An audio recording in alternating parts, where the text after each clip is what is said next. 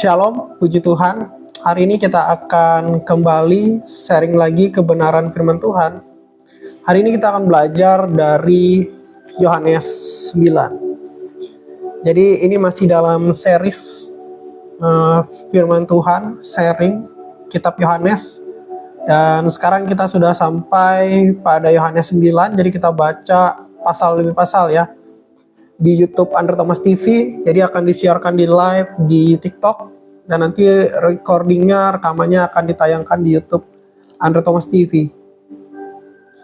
So, kita akan belajar bersama-sama dari Yohanes pasal yang ke-9 ya. Waktu Yesus sedang lewat, ia melihat seorang yang buta sejak lahirnya. Murid-muridnya bertanya kepadanya, "Rabi, siapakah yang berbuat dosa, orang ini sendiri atau orang tuanya, sehingga ia dilahirkan buta?" Jawab Yesus, "Bukan dia dan bukan juga orang tuanya, tetapi karena pekerjaan-pekerjaan Tuhan harus dinyatakan di dalam dia. Kita harus mengerjakan pekerjaan dia yang mengutus aku selama masih siang. Akan datang malam, di mana tidak ada seorang pun dapat bekerja. Selama aku di dalam dunia, akulah terang dunia." So, jadi ada orang yang buta sejak lahirnya. Ketika murid-murid melihat orang yang buta sejak lahirnya, mereka bertanya-tanya di dalam hati, kenapa sih dia ini berbuat dosa? Kenapa sih dia ini bisa buta dari lahirnya? Kenapa sih kemalangan ini harus menimpa dia? Kenapa musibah ini harus menimpa dia? Apakah itu karena dosa dia atau karena orang tuanya berdosa? Jadinya dia harus menanggung penderitaan ini, menanggung musibah ini, menanggung masalah ini. Baik, kita temukan orang yang disabilitas sejak dari lahir. Ada yang buta, ada yang autis, ada yang mengalami disabilitas mungkin mental, ada juga anggota-anggota tubuh yang kurang, atau mungkin nggak secara fisik, tapi ada yang terlahir dari keluarga yang bercerai, atau waktu ibunya melahirkan dia, ibunya meninggal, jadi dia yang disalahkan. Ya, banyak kejadian seperti itu. Ada yang pernah sharing dengan saya bahwa dia selalu disalahkan oleh papahnya, oleh keluarganya, karena waktu ibunya melahirkan dia, ibunya itu meninggal. Jadi ada hal-hal seperti stereotip gitu ya.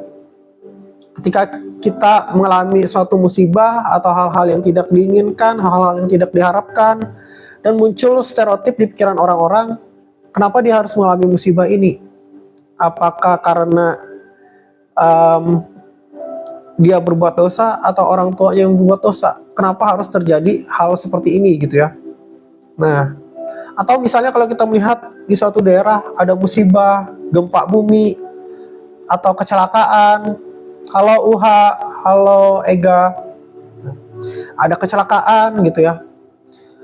Orang lain musibah, atau orang dirampok, atau gimana, apakah itu dosa dia atau dosa siapa? Kenapa bisa mengalami itu? Nah, banyak orang mengait-ngaitkan musibah itu dengan dosa.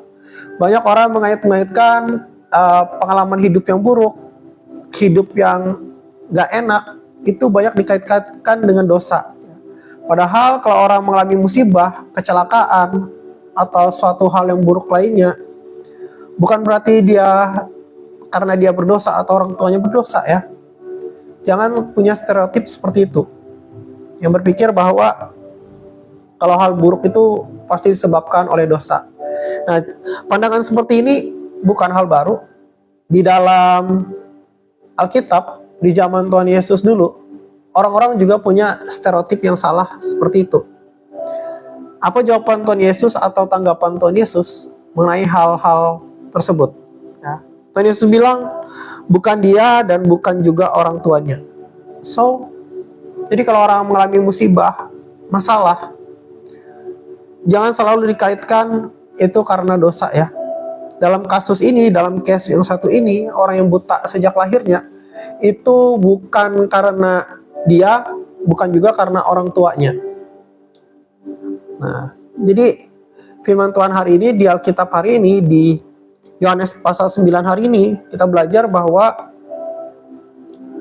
stereotip orang mengalami musibah itu karena dosa itu tidak sepenuhnya benar. Setelah ia mengatakan semuanya itu, ia meludah ke tanah, lalu mengaduk ludahnya itu dengan tanah, lalu mengoleskannya pada mata orang buta tadi dan berkata kepadanya, "Pergilah, basuhlah dirimu dalam kolam Siloam." Siloam artinya yang diutus. Maka pergilah orang itu, ia membasuh dirinya lalu kembali dengan mata yang sudah melek. Jadi Tuhan Yesus unik ya dalam melakukan mujizat, dalam melakukan keajaiban. Bukan suatu yang monoton, tetapi seringkali ada tanda profetiknya. Ya, ada maksudnya. Tuhan Yesus meludah ke tanah, terus ludahnya diaduk-aduk, terus dioleskan ke mata orang buta itu. Bisa jadi orang buta ini ya, saya percaya dia tidak punya biji mata. Dia tidak punya mata gitu ya, dia tidak punya biji mata. Nah, kenapa Tuhan Yesus harus meludah ke tanah dan mengulek-ulek di tanah ya? Di tanah, terus dia oleskan ke mata orang buta ini yang tidak punya mata. Ingatkah kalian bahwa pada waktu penciptaan, Tuhan itu menciptakan manusia itu dari tanah. So di sini Tuhan Yesus menggambarkan, menunjukkan bahwa dia adalah Tuhan yang menciptakan manusia.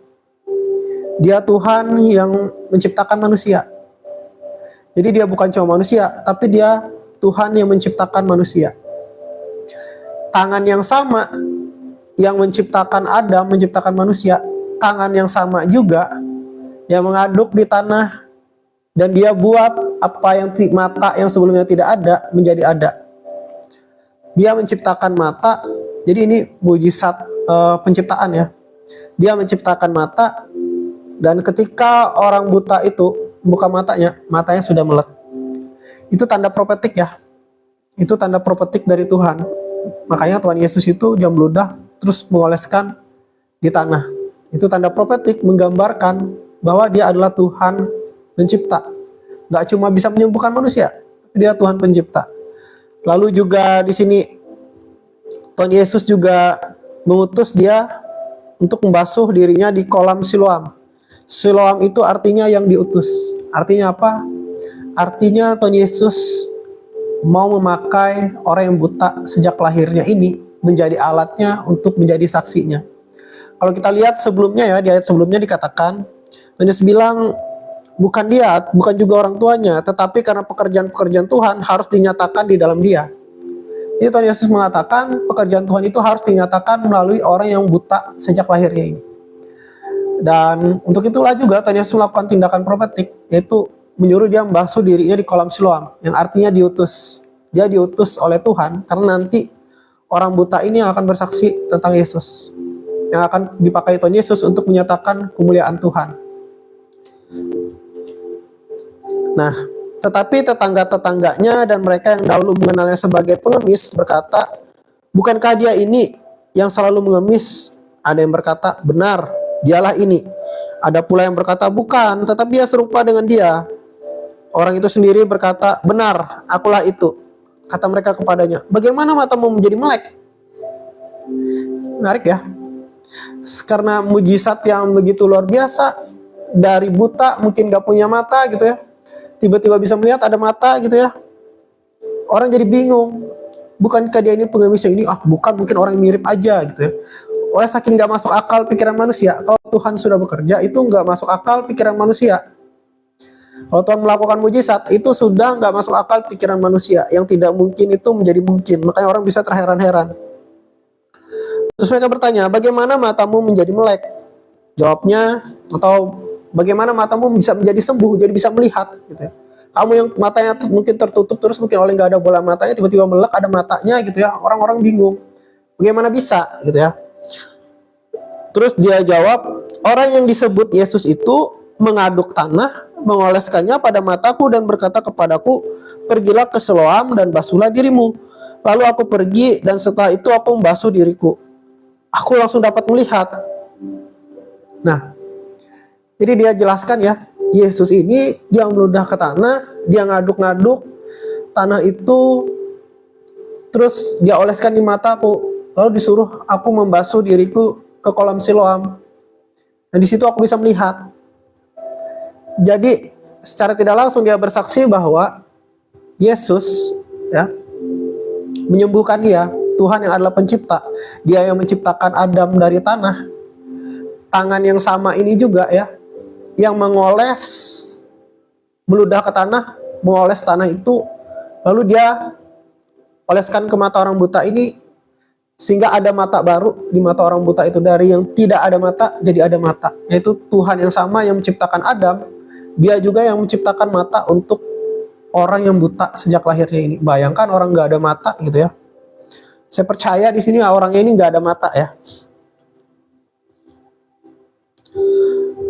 Lalu dikatakan dia disuruh Tuhan Yesus untuk ke kolam Siloam, yang artinya yang diutus. So, karena Tuhan Yesus memang mau pakai dia untuk bersaksi, menjadi saksi untuk Tuhan Yesus. Jadi kalau kita mau melayani Tuhan ya, itu nggak harus jadi pendeta, nggak harus jadi pelayan-pelayan Tuhan yang harus di gereja, enggak. Tuhan bisa pakai siapa saja. Kamu ASN, PNS, kamu polisi, kamu TNI, kamu businessman, businesswoman, kamu punya usaha keluarga, apapun profesi kamu, bahkan pengemis pun, seperti yang ditulis di kitab Yohanes 9 ini, bisa Tuhan Yesus pakai menjadi alatnya. Jadi Tuhan Yesus itu bisa pakai siapa saja. Mau pemulung, mau pengemis, siapapun, Tuhan Yesus bisa pakai. Jangan orang merasa, oh aku cuma orang yang status sosialku nggak dianggap, apa Tuhan bisa pakai aku? Bisa. Buktinya di dalam Alkitab, di firman Tuhan hari ini, di dalam Yohanes 9, Tuhan Yesus memakai seorang yang dulunya disabilitas. Tuhan pun bisa pakai orang disabilitas. Nick Fujisik, dia dipakai Tuhan luar biasa. Dia nggak punya tangan, nggak punya kaki, tetapi dia punya mulut untuk bersaksi tentang Yesus, untuk cerita tentang Yesus, untuk memotivasi orang-orang. Tuhan bisa pakai siapapun, maupun mau kamu disabilitas, difabel, maupun kamu status sosialmu apapun, pekerjaanmu apapun, Tuhan Yesus bisa pakai. Seperti Tuhan Yesus bisa pakai pengemis di dalam Yohanes 9 ini.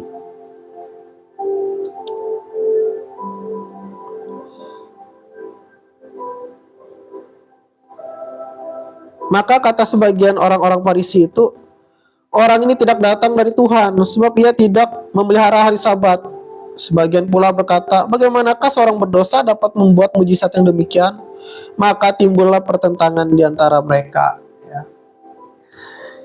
Jadi beberapa orang waktu itu, orang Farisi, mereka itu banyak memelihara tradisi-tradisi ya, di mana tradisi-tradisinya itu dalam tanda petik sudah melenceng dari tujuan atau prinsip yang sebenarnya. Mereka begitu mengagungkan hari Sabat. Tuhan bilang memang kita ini ya ada hari Sabat ya untuk orang Israel, untuk orang Yahudi. Tetapi hari Sabat itu Tuhan Yesus bilang itu dibikin untuk manusia, dibuat untuk manusia supaya manusia bisa beristirahat. Ya. Bukan manusia untuk hari Sabat, tapi hari Sabat itu untuk manusia. Nah, mereka ini terbalik ya, manusia untuk hari Sabat. Mereka salah mengartikan maksud Tuhan melalui Musa dengan membuat aturan-aturan mereka sendiri. Nah, membuat tradisi mereka sendiri.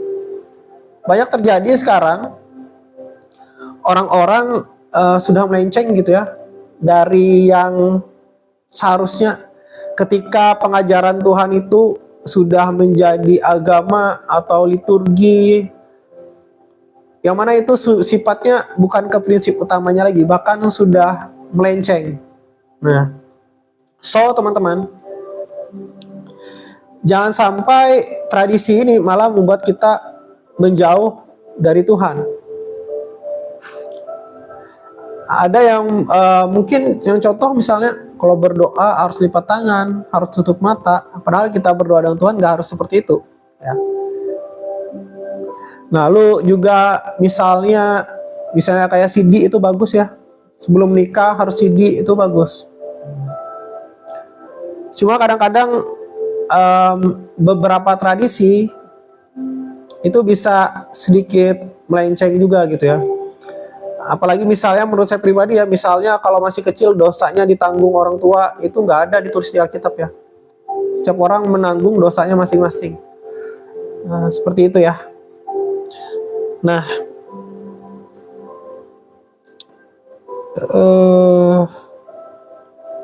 lalu kata mereka pula kepada orang buta itu, dan engkau, apakah katamu tentang dia? Karena ia telah memelekkan matamu. Terus kamu pendapatmu gimana tentang Yesus ini yang sudah menyembuhkan matamu? Jawabnya, ia adalah seorang nabi. Tetapi orang-orang Yahudi itu tidak percaya bahwa tadinya ia buta dan baru dapat melihat lagi, sampai mereka memanggil orang tuanya dan bertanya kepada mereka, inikah anakmu yang kamu katakan bahwa ia lahir buta? Kalau begitu bagaimanakah ia sekarang dapat melihat? Jadi mereka ini ya, saking penasarannya, orang-orang Farisi, orang-orang Yahudi waktu itu saking penasarannya, nggak mungkin Yesus mengadakan mujizat itu. Gak mungkin Yesus itu berasal dari Tuhan. Gak mungkin orang yang gak ada matanya tiba-tiba ada matanya, itu gak mungkin. Gak mungkin itu terjadi. Mungkin ini orang yang lain. Tapi karena mereka saking penasaran, mereka coba menanyakan ke orang tuanya. Cuma the problem is, masalahnya adalah orang tua ini kalau salah ngomong takut dikucilkan, takut dianggap sesat, takut diapa-apakan gitu ya. Lalu kita lanjut ya. Tetapi orang-orang Yahudi itu tidak percaya bahwa tadinya ia buta dan baru dapat melihat lagi, sampai mereka memanggil orang tuanya dan bertanya kepada mereka, inikah anakmu yang kamu katakan bahwa ia lahir buta? Kalau begitu bagaimanakah ia sekarang dapat melihat? Jawab orang tua itu, yang kami tahu ialah bahwa ia ini anak kami dan bahwa ia lahir buta. Tetapi bagaimana ia sekarang dapat melihat, kami tidak tahu. Dan siapa yang melekkan matanya, kami tidak tahu juga. Tanyakanlah kepadanya sendiri, ia sudah dewasa. Ia dapat berkata-kata untuk dirinya sendiri. So, orang tuanya tidak menyangkal, orang tuanya berkata jujur, dia ini lahir buta. Tapi mereka mau main aman gitu ya. Orang tuanya ini mau main aman, jadi mereka lempar lagi ke anaknya gitu ya. Dia sudah dewasa, dia sudah besar, kalian tanya sendiri aja bagaimana dia bisa sembuh. Tapi memang dia itu lahirnya buta. Nah, orang tuanya berkata demikian karena mereka takut kepada orang-orang Yahudi. Sebab orang-orang Yahudi itu telah sepakat bahwa setiap orang yang mengaku Yesus sebagai Mesias akan dikucilkan. Jadi orang tuanya melemparkan ke anaknya karena takut dikucilkan gitu ya. Itulah sebabnya maka orang tuanya berkata, ia telah dewasa, tanyakanlah kepada dirinya sendiri. So, ikut Tuhan Yesus itu harus pikul salib ya. Kadang gara-gara kita ikut Tuhan Yesus, kita bisa dikucilkan. Apalagi kalau misalnya kita minoritas di lingkungan kerja, di sekolah, di kampus, dimanapun ya, di tempat kerja, di tengah keluarga. Apalagi kalau kita minoritas, banyak orang takut mengakui Tuhan Yesus karena apa? Karena takut dikucilkan. Bahkan di beberapa daerah ya, ngomong shalom aja takut gitu ya.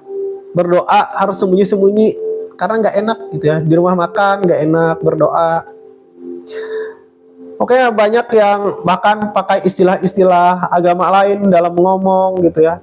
Takut mengakui Yesus karena apa? Takut dikucilkan karena berbeda. Di tempat-tempat lain orang Kristen seperti di Nigeria yang baru-baru ini ya, banyak dihabisi, banyak dibunuh oleh karena nama Yesus. So, ikut Yesus ya, harus siap nggak disukai orang, harus siap menderita juga bersama-sama dengan Yesus, dan Tuhan Yesus sudah mengatakan itu. Dan seperti saya juga menyampaikan pesan firman Tuhan, harus siap nggak disukai orang. Saya sering menyampaikan firman Tuhan di Instagram, di YouTube, terutama di YouTube ya. Itu kita menyampaikan pesan firman Tuhan, ada aja orang bukan Kristen gitu ya, menghina-hina, meledek, mengejek-ejek Tuhan Yesus, bahkan ngomongin yang buruk tentang kita, hanya karena gara-gara kita sharing tentang Yesus hanya karena gara-gara kita ngomong bawa nama Tuhan Yesus. So, bawa nama Tuhan Yesus itu nggak enak ya, teman-teman. Kalian harus siap dibenci orang, siap diomongin orang, siap nggak disukai orang. Tapi Tuhan memanggil kita bukan untuk disukai semua orang. Karena Tuhan Yesus sendiri sudah bilang bahwa kalau kita ikut Yesus, kita akan dibenci oleh dunia ini. Jadi jangan berharap ketika kamu ikut Yesus, semua orang akan suka dengan kamu. No. Mungkin ada orang-orang yang terberkati yang akan suka dengan kamu. Mungkin banyak, tapi banyak juga orang yang akan membenci kamu oleh karena Tuhan Yesus. Saya termasuk orang yang sering diomongin gitu ya, di YouTube, di Instagram, gara-gara sharing tentang Tuhan Yesus. Dan itu sudah resiko. Kalau mau ikut Yesus, harus siap dibenci oleh dunia ini. Harus siap didiskriminasi. Di tempat kerja didiskriminasi, harus siap. Nggak disukai orang oleh karena Yesus, harus siap. Apalagi kalau minoritas, ya kan? So, itulah namanya pikul salib ya. Kita ikut Yesus, ada berkat Tuhan, ada sukacita, ada damai sejahtera, ada keselamatan, ada kelimpahan. Tapi ingat, satu paket juga dengan penderitaan, dibenci oleh dunia ini. Karena Tuhan Yesus sudah bilang, Tuhan Yesus tidak berasal dari dunia ini dan dunia ini membenci dia. Dan karena kita berasal dari Tuhan, kita pun juga dibenci oleh dunia ini. Dunia ini bisa berbicara sistem juga ya, sistem dunia ini. Ada lowongan pekerjaan meskipun secara tidak langsung, tapi untuk agama tertentu, gitu ya. Harus mengenakan ini, harus beragama ini. Sedangkan kita, gara-gara kita pengikut Yesus, mungkin kita nggak bisa ikut, gitu ya. Nah, banyak kejadian yang seperti itu. Harus siap. Di daerah-daerah yang lebih parah, orang-orang Kristen dianiaya, dibunuh. Jadi mereka pakai senjata ya, membunuh orang Kristen yang nggak melawan dan nggak ada senjata. Waduh, itu yang di Nigeria ya. Lalu mereka memanggil sekali lagi orang yang tadinya buta itu dan berkata kepadanya, katakanlah kebenaran di hadapan Tuhan. Kami tahu bahwa orang itu orang berdosa. Wah, mereka bilang Tuhan Yesus itu orang berdosa, kamu ngaku aja, jangan bohong. Masakan Yesus yang menyembuhkan kamu? Jawabnya, apakah orang itu orang berdosa? Nah, dia ini pintar juga ya, orang yang dulunya pengemis dan orang buta ini, tapi dia sudah disembuhkan Tuhan. Jawabnya, apakah orang itu orang berdosa? Aku tidak tahu, tetapi satu hal yang aku tahu, yaitu bahwa aku tadinya buta dan sekarang dapat melihat. Kata mereka kepadanya, apakah yang diperbuatnya padamu? Bagaimana ia melekkan matamu? Jawabnya, telah kukatakan kepadamu dan kamu tidak mendengarkannya.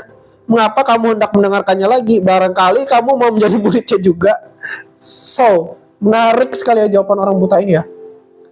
Wow. Ketika Tuhan mengubahkan keadaanmu, ketika Tuhan memulihkan kamu, ya, kamu akan menjadi orang yang berbeda. Orang ini dulunya buta sejak lahirnya, difabilitas, dan dia pengemis. Ketika dia bertemu Tuhan Yesus sembuhkan dia, pulihkan dia, keadaannya berubah, kehidupannya berubah, nasibnya berubah. Saya percaya, ya, dia ini kan sudah disembuhkan oleh Tuhan Yesus, tidak ada mata, jadi punya mata, jadi bisa melihat, tidak bisa melihat, jadi bisa melihat. Yang sakit, difabilitas, orang yang cacat, menjadi orang yang punya badan yang utuh, tubuh yang utuh. Di samping itu juga saya percaya ya, ketika dia sudah sembuh dari buta, dia tidak jadi pengemis lagi. Dan dia menjawab dengan bijaksana ya, telah kukatakan kepadamu dan kamu tidak mendengarkannya. Mengapa kamu hendak mendengarkannya lagi? Barangkali kamu mau menjadi muridnya juga. Ini jawaban yang luar biasa sekali. Kadang ada orang, bahkan banyak orang, itu nggak mau menerima kebenaran. Banyak orang nggak mau menerima kebenaran. Dia tahu sudah terbukti, sudah dia salah. Dan dia tahu kebenaran itu, tapi dia masih mengeraskan hatinya. Itu banyak kita temukan ya. Kalau kalian nonton yang apologet itu ya, banyak orang di sebelah yang sudah tahu salah gitu ya, tapi ngeyel. Yaitu orang yang keras hati, orang yang nggak mau menerima kebenaran. Dan itu bukan hal baru. Pada zaman Tuhan Yesus juga banyak seperti itu. Orang-orang Farisi, orang Yahudi zaman dulu juga banyak yang seperti itu. Keras kepala, nggak mau menerima kebenaran. Jadi dia bilang, bukannya tadi sudah aku katakan kamu nggak mau dengar. Kenapa kamu mau dengar terus gitu kan? Apakah jangan-jangan kamu mau jadi murid Yesus juga? Ini perkataan yang keras, pedas ya bagi mereka. Sambil mengejek, mereka berkata kepada, nah suka mengejek, ya kan? Misalnya kalah debat apa segala macam, tahu salah, nggak mau menerima kebenaran, jadi apa yang dilakukan? Ngejek, mengejek-ngejek gitu ya, walaupun nggak ada dasarnya gitu, mengejek-ngejek, main fisik segala macam. Nah, gini juga ya orang yang keras hati, nggak mau menerima kebenaran itu ya. Meskipun dia tahu kebenaran itu ada buktinya segala macam, dia tetap nggak mau menerima. Apa yang dia lakukan? Akhirnya dia ngejek aja gitu ya. Sambil mengejek, mereka berkata kepadanya, engkau murid orang itu, tetapi kami murid-murid Musa. Cie, kami tahu bahwa Tuhan telah berfirman kepada Musa, tetapi tentang dia itu kami tidak tahu dari mana ia datang. Jawab orang itu kepada mereka, aneh juga kamu bahwa tidak tahu dari mana ia datang, sedangkan ia telah memelekkan mataku. Kita tahu bahwa Tuhan tidak mendengarkan orang-orang berdosa, melainkan orang-orang yang saleh dan yang melakukan kehendaknya. Dari dahulu sampai sekarang tidak pernah terdengar bahwa ada orang yang memelekkan mata orang yang lahir buta. Jikalau orang itu tidak datang dari Tuhan, ia tidak dapat berbuat apa-apa. So di zaman mereka ini dulu ya, seperti pada zaman kegelapan, beratus-ratus tahun jaraknya, tidak ada nabi waktu itu di Israel. Jarang ditemukan orang mendengar suara Tuhan, itu sudah jarang. Terus mujizat-mujizat itu sudah jarang. Sudah mungkin ratusan tahun ya jarang ada nabi Tuhan lagi, orang-orang mendengar suara Tuhan. Jarak dari kitab Maleaki ke kitab Perjanjian Baru ini ya, jarak itu lama sekali dan orang jarang mendengar nabi Tuhan, mendengar suara Tuhan pada waktu itu, jarang melihat atau menyaksikan mujizat. Tapi tiba-tiba muncul Yesus Kristus ini melakukan tanda-tanda dan mujizat. Jadi ada pro kontra waktu itu. Dia ini beneran dari Tuhan atau tidak? Mereka coba cross-check dari kitab suci gitu ya, tentang Mesias. Jadi Yesus itu lahir di Bethlehem, tetapi dia dibesarkan di Nazaret. Makanya dikatakan, dipanggil Yesus itu orang Nazaret. Nah, jadi ketika mereka menyelidiki kitab-kitab, mereka melihat dari situ adalah nggak ada sesuatu yang baik yang datang dari Nazaret bagi mereka gitu ya. Nggak ada nubuatan tentang sesuatu yang baik yang datang dari Nazaret. Waktu mereka menyelidiki kitab-kitab seperti itu. Nah, jadi mereka tidak percaya Yesus itu adalah Mesias. Padahal mereka nggak tahu aja bahwa Yesus itu lahir di Bethlehem, tapi dia besar di Nazaret, sehingga dia disebut sebagai orang Nazaret.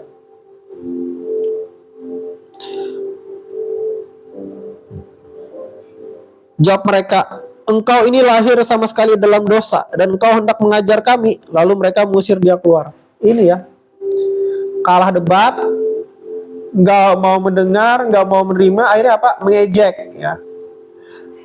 Terus kalah debat lagi gitu ya, terus mengejek lagi gitu ya, menghina lagi. Mereka bilang, engkau ini lahir sama sekali dalam dosa dan engkau hendak mengajar kami. Nah, mereka ini sombong ya, merasa dirinya pintar. Lalu mereka mengusir dia keluar. Banyak kan orang yang seperti itu ya, merasa sok pintar, mau mengoreksi Kristen segala macam gitu ya. Mereka merasa diri mereka pintar, mengerti tentang Kristen, tapi nggak pernah baca Alkitab, cuma nonton dari YouTube, dari itu juga tokoh agama mereka sendiri gitu ya, dari YouTube seperti itu, terus merasa mengenal Kristen. Wah, saya tahu kekurangan Kristen itu di sini, saya tahu kelemahan Kristen itu di sini. Padahal mereka belum pernah baca Alkitab, gitu ya. Baca Alkitab aja belum habis, baca Alkitab aja gak pernah gitu ya. Ini kopi pahit. Agama adalah karya fiktif terbesar. Manusia yang bahkan pengarangnya pun lupa bahwa itu sekedar cerita. Ya terserah ya. Setiap orang punya pemikiran masing-masing tentang agama. Dan bagi saya pribadi, agama itu nggak menyelamatkan. Yang menyelamatkan itu Tuhan Yesus. Saya sendiri juga bukan orang yang tertarik dengan agama. Ya. Agama itu ada banyak gitu ya. Itu gimana cara manusia supaya bisa bertemu dengan Tuhan. Nah, tapi saya percaya dengan adanya Tuhan. Kalau Kopi Pahit percaya dengan Tuhan nggak? Kopi Pahit percaya dengan Tuhan nggak? Kalau kita ngobrolin bisa panjang sih. Nah, Yesus mendengar bahwa ia telah diusir keluar oleh mereka. Kemudian ia bertemu dengan dia dan berkata, "Percayakah engkau kepada Anak Manusia?" Jawabnya, "Siapakah dia?" "Tuhan, supaya aku percaya kepadanya." Kata Yesus kepadanya, "Engkau bukan saja melihat dia, tetapi dia yang sedang berkata-kata dengan engkau, dialah itu." Katanya ya. "Aku percaya Tuhan," lalu ia sujud menyembahnya. Kata Yesus, "Aku datang ke dalam dunia untuk menghakimi, supaya barang siapa yang tidak melihat dapat melihat, dan supaya barang siapa yang dapat melihat menjadi buta."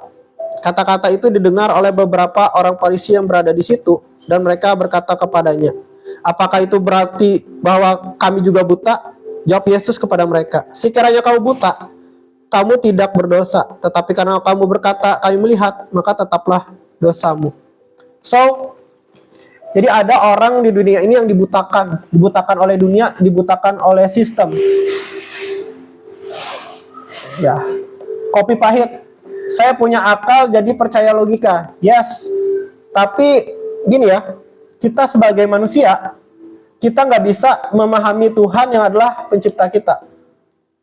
Tuhan itu begitu luas, nggak bisa kita pahami dan otak kita yang mungkin segini gitu ya. Kalau kita punya umur 10.000 tahun, 20.000 tahun, 1.000 tahun pun, kita nggak bisa memahami Tuhan yang adalah pencipta kita. Tapi minimal kita bisa mengerti sedikit tentang Tuhan. Banyak orang beranggapan yang tidak percaya Tuhan, mereka berpikir, oh manusia itu tercipta dari Big Bang, dari ini segala macam. Apakah mereka punya bukti bahwa mereka diciptakan dari itu gitu ya? Apakah ada bukti nyatanya? Nah, terus juga kita kan banyak sebenarnya seperti diajarkan dari dulu tentang sains. Padahal sains itu ya terus diperbaharui ya.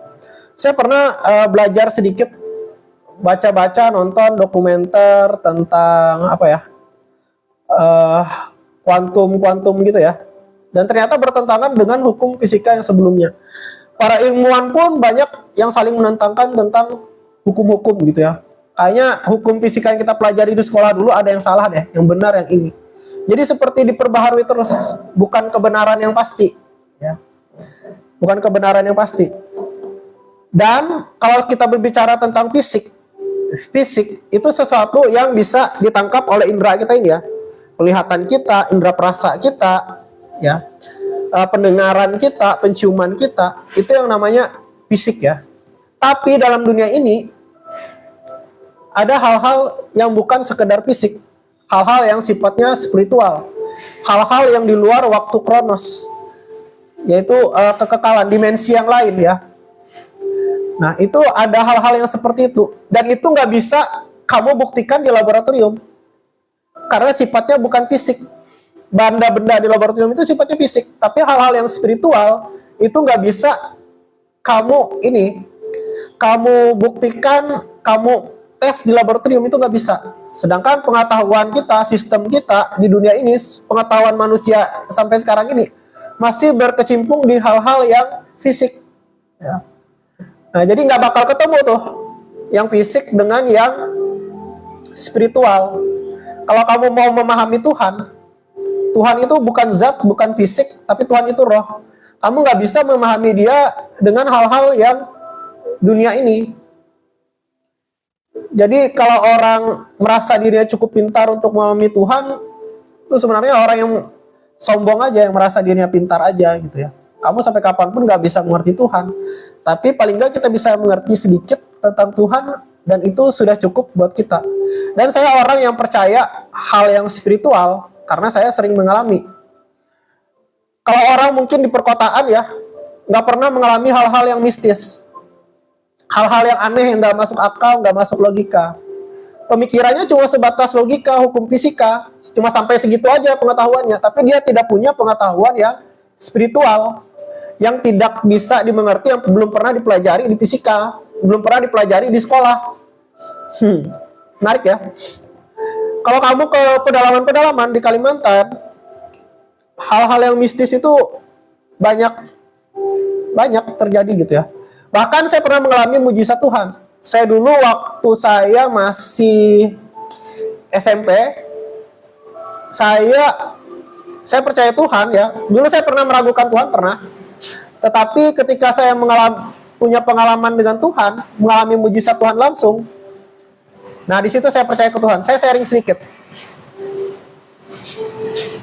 sedikit ya.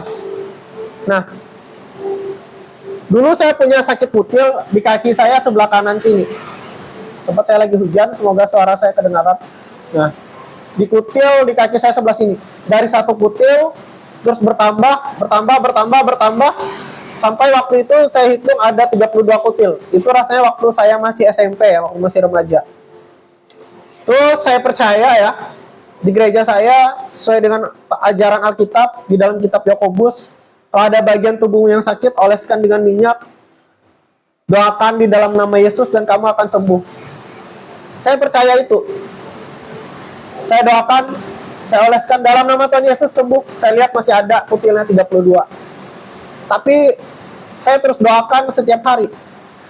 Nggak saya hitung lagi gitu ya, sudah berapa bulan. Kutil itu masih ada 32. Sampai suatu kali saya berdoa, dalam nama Tuhan Yesus, kutil saya sembuh. Masih ada. 32 kutil itu masih ada. Besoknya, waktu saya mau pasang celana atau lepas celana, saya lupa, waktu saya ganti pakaian, tiba-tiba saya lihat kutil saya hilang semua. 32 itu hilang semua.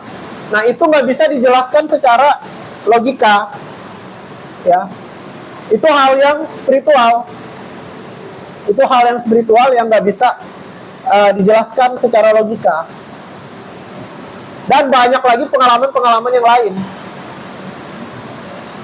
Pernah mau ditabrak truk, kami di dalam mobil, terus kambir ala jalur yang lain ya, nggak sempat ngapa-ngapain ya, cuma teriak oleh ketakutan kan, kaget, dalam nama Yesus, dalam nama Yesus, dalam nama Yesus. Tiba-tiba truknya berhenti gitu, jaraknya dekat banget, berhenti, truknya ngebut. Pokoknya kalau Tuhan itu ya bukan untuk dipahami dengan logika. Hal-hal yang spiritual itu nggak bisa kamu tangkap pakai pelajaran sekolah kamu, fisika kamu, atau kuliah kamu ya. Manusia aja yang sifat fisik gitu ya, Tuhan nggak sedangkal itu men untuk kamu mengerti. Nah itu ya. Ngomong cari kebenaran, terus gimana dengan umat agama yang cuma baca kitab tanpa cari tahu kebenarannya? Yes, itu memang banyak, makanya kita lihat kan bom bunuh diri, pembantaian orang-orang Kristen di Nigeria. Mereka aja nggak ngerti gitu kan, bacanya kan bukan bahasa mereka, mereka aja nggak ngerti, gimana mereka tahu kebenarannya? Apalagi nih? Oke, mungkin gitu aja teman-teman. Sampai berjumpa lagi di live selanjutnya. Jadi hari ini khusus membahas Yohanes 9 ya. So, saya berdoa buat Kopi Pahit ya. Saya nggak tahu kenapa namanya Kopi Pahit, but saya berharap tidak ada kepahitan dalam diri terhadap agama, terhadap orang tua, terhadap sesuatu apapun. Tapi biarlah Tuhan menjamah. Dan I love you, Jesus bless you, Kopi Pahit, teman-teman semua. Senang sharing-sharingnya. Jadi saya sering live itu macam-macam ya. Ada orang yang nggak percaya Tuhan, ada juga orang yang percaya kepercayaan yang lain, animisme, yang agama yang tidak masuk di Indonesia. Memang sekarang ini pemahaman itu ada banyak ya. Pemahaman orang seiring berkembangnya ilmu pengetahuan, orang mulai mempertanyakan segala macam. Dan memang harus dipertanyakan. Kalau kalian masuk atau lahir di agama tertentu, kalian harus mempertanyakan, kenapa kalian ikut agama itu? Kenapa kalian mempercayainya? Kalau saya pribadi, kenapa saya percaya Yesus adalah Tuhan? karena saya sudah mengalami sendiri. Oke. Dan nanti teman-teman kalian bisa ikut lagi live selanjutnya kalau kalian tertarik untuk sharing-sharing. Punya saya ini belum bisa ini ya, oleh saya baru live di TikTok, baru belajar juga live TikTok, nggak ngerti tuh cara undang-undang gitu ya. Kalau bisa nanti saya undang, saya mungkin ada kesempatan, bisa saya doakan bagi yang ingin didoakan.